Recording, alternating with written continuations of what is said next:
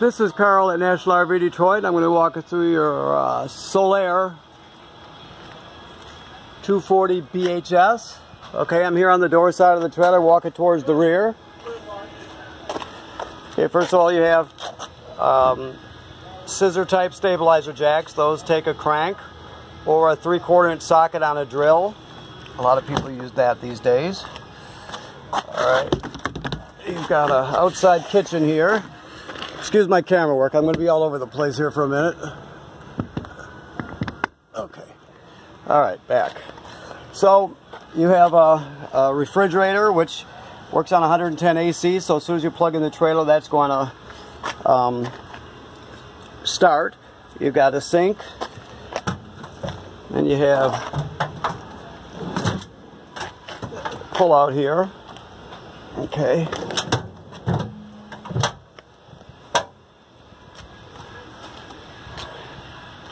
So you have antenna out here, power of course, and a bracket to hang a TV on. This is your refrigerator service panel. You don't really have to go in there, it's just for service. You've got outside speakers.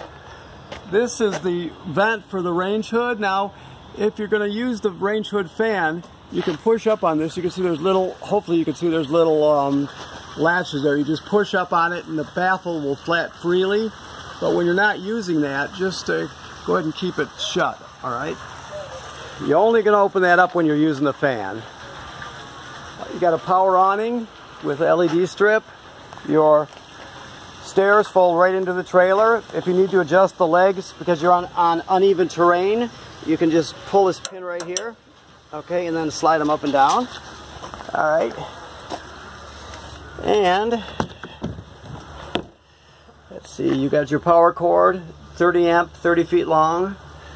The crank for the stabilizer jacks that I told you about is right there. Alright, let's see what else we've got here. Okay, I'm looking. Alright, this is if you were to purchase a solar panel to charge the battery, this one's made by Furion, that you would plug it in right there. It just charges the battery though, it won't run your trailer or anything like that. 2 LP tanks and a deep cycle marine battery.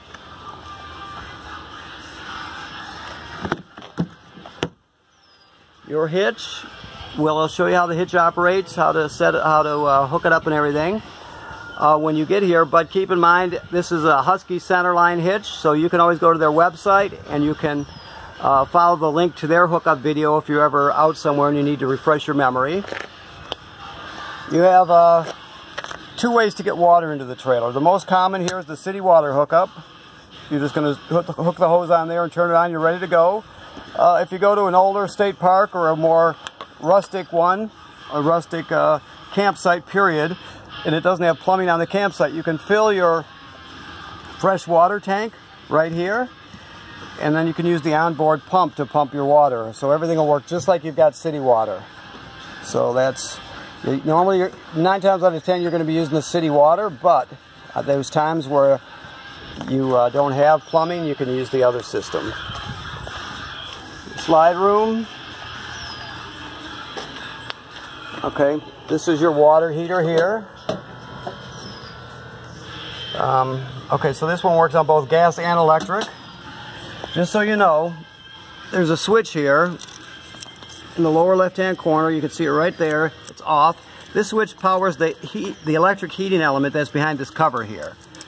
So you only want, always make sure there's water in the water tank before you turn on either power source, gas or electric. You cannot run it dry. So always make sure there's water in there. The switch for the gas is on the inside. This right there, that it takes 1 inch to 16 socket, that's where you drain it. Okay.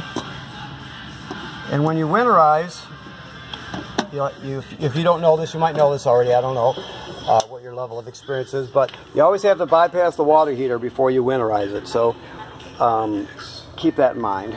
This is outside shower. Alright, so this is where you dump the trailer. Now I don't know if it's been dumped already, because he He just water tested it, so it has. So let me close everything. Okay, so this one over here is the black tank valve. The black tank holds the toilet water and waste. This one here is the gray tank valve. The gray tank holds sink and shower water. So you're going to put your hose onto here. The other end goes in the dump station. Also, then you're going to just dump the black tank by pulling that valve out, right? Then after it's dumped, you'll dump the gray tank by doing the same thing. Now, if you leave the black tank open, the black tank valve open, and come up here to this black tank flush right here, you can hook the hose at the dump station right here, and it'll spray out the inside of your tank. It'll clean off the sensors, so it's a really good thing to do. But like it says on that sticker, always make sure the black tank valve is open before you turn on the water for this, okay? This is just cable and satellite through to the inside, a hitch light. This is where this is our cord here, your cord I showed you inside. This hook's right up there. All right, moving along to the back. This housing tells us that this is pre-wired for a backup camera. So if you get one, you get a Furion camera that fits into that housing. It's got to be the correct camera.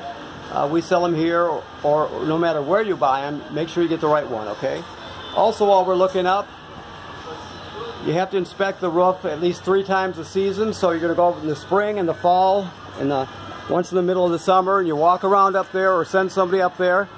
Make sure all the seals are good and tight, no separation, no cracking. Some years, sometime when you're inspecting it, you're going to see that it needs to be touched up. And as soon as you see that, you have it touched up immediately. That's very, very important. Okay, these are just low point valves. You can see them back there. That just has to do with winterizing. It's the lowest point of the plumbing. Also, you can hook up a grill here. And this is your disconnect here for it. Let me see if I can get the camera down here so you can see it. It's hard to get there, right there. That's just a quick connect for LP. This line obviously goes to your tanks up front, so you'd be drawing propane from your tanks up front if you were to hook up a grill or a griddle or whatever.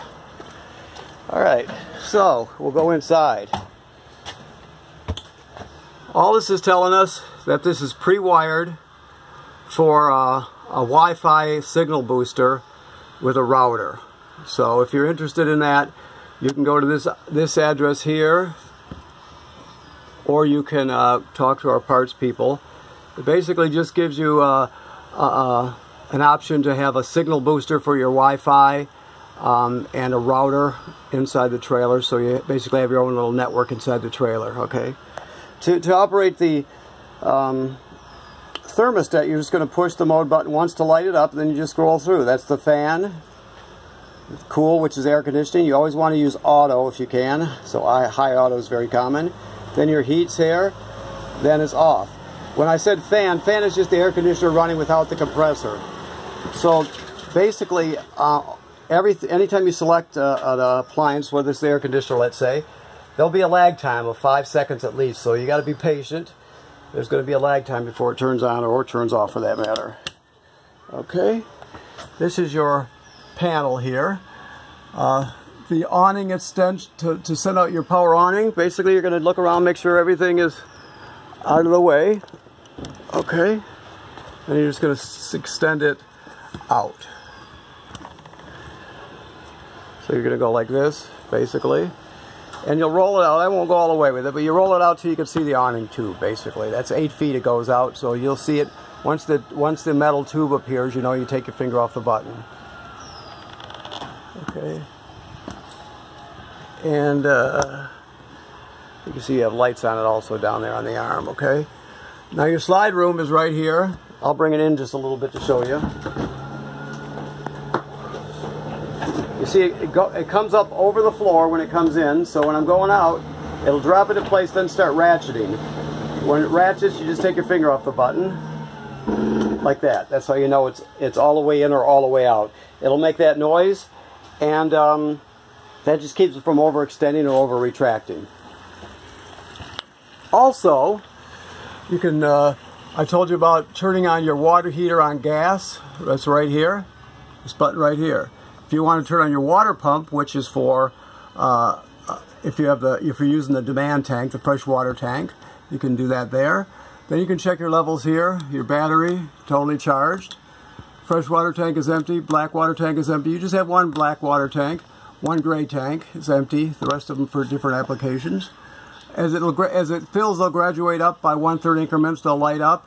You know, when you get past 2/3, you want to think about dumping the tanks. So just once you get to 2/3, you're going to start keeping an eye on it and deciding when and where you're going to dump it, okay? Alright, while I'm standing here, I just want to show you down here. This is the signal, or excuse me, this is the carbon monoxide and LP gas detector. So it should always be green like it is. It'll go off if it detects carbon monoxide buildup or LP gas. So it should always be green like it is. And if it goes off, you take everybody outside, you shut the tanks off at the front and figure out what's going on. Alrighty, so this is your TV. Works like any other TV, of course. Your sound system, it displays CDs and CDs and DVDs. Also, you can stream off this USB stick right here to put all your favorite albums on one stick and take them with you. You can hook up wirelessly with Bluetooth with your phone or tablet, and you can stream video and audio. You have 2 zones, speaker zones, zone 1 and 2. 1 is inside, 2 is outside. So there's a lot you can do with it. You know, considering you're camping, it's got a lot of features. Everything you'll need. Now the table, obviously, you can pull out these poles and put them in storage, and then drop the table down onto these cleats here, and then use the back cushions to fill in the space, and you've got an extra bed. All right. The range, you just spark it to light it. So I think he's got the gas off at this point, so yeah, so it will not light at this point, but you're going to go to light, and then you just turn this clockwise to spark it, okay? You do that for each one of them. Now the oven, let me see here what we've got. Okay, so basically you're going to need a grill lighter with a long neck on it. And then you're going to just put the oven knob to pilot, and you depress it so it's in. You hold it in, then you're going to go down here. You can see all the way at the back, at the bottom is a pilot light. You light the pilot light with a lighter. After it lights, you hold it for another 10 seconds or so to heat it up. You go to whatever operating temperature you choose. But when you shut the oven off, the flame goes out obviously, but so will the pilot light. So you have to relight it each time you use it. Alright, this device here is the power converter. It converts 110 AC over to 12 volt DC. So you got the AC side here, and you have regular household circuit breakers, and they're labeled, right? Then it converts the power down to 12 volt DC, and you got 12 amp or 12 volt fuses, and they're labeled. Okay, if any of these fuses ever blow, they'll light up, and you can see it through this tinted plastic here, so you'll know. Plus, this is a battery charger. It'll always keep, as long as you're plugged in, it'll always keep your battery charged up. So it's fully charged. Okay, so Dometic gas absorption refrigerator. Just 2 buttons. So you're going to turn it on like that, right? You're going to go to auto. Auto means electric. The reason they call it auto is because if it can't find electricity, it'll automatically switch to gas, but it always chooses electricity if it can find it. Plus, you can also just put it dedicated to gas. If this light was to come on, it means that it faulted, it did not light. You just shut it off and turn it on again and let it cycle through again, and it'll light the next time. But 9 times out of 10, you're just going to run it on automatic. Now keep in mind, this works like a regular refrigerator, except it takes a lot longer to reach operating temperature. So you have to make sure that you give it. It's good to start the day before, actually, but you know, either way, it's going to be at least 8 hours to get it ready to go. Your range hood is right here. I spoke to you about. There's the fan and the light. Microwave works like any other microwave. Okay, let me just look over here. Okay. All right, so remember I told you have to bypass the water heater. I gotta mention that again, because you can't get the antifreeze into the water heater if you're winterizing it, because it'll leave a really foul taste that won't go away and a bad smell to boot. So always bypass it. Okay, so your toilet is a ceramic toilet, so it's actually a lot more sturdy than the plastic one. Basically, you can't use this dry. or without chemicals. So when you check into your campsite, you're going to hook up your power, hook up your water, then you'll come in here and you'll just throw the chemical right in here, right in the toilet. Then you'll step on the flush pedal down here and water will come swirling out, and you'll put about a gallon or so of water in the tank. You can't tell exactly what a gallon or two is. You just use common sense. That's about a gallon. It doesn't have to be exact. The bottom line is you have to have chemical in it and water in it when you start using it. All right. Okay. Making headway here. Also, your fan, you want to run that when you run the shower also, because you want to pull the humidity out, because these are built really tight these days. So you don't want to. You want the humidity and the moisture to vent out. You got a TV bracket with hookups. Last but not least, this is the escape window. So normally it's like this here, right? So you're just going to go like this, push it all the way through, and then if you have to escape, you'll grab this red tab and pull the screen out, and out you go. Can get you out of there if there's if you're having an issue and you have to escape. So. All right. Okay, let's see here. I think we've covered just about everything. Let me look around here to make sure. Let's see here.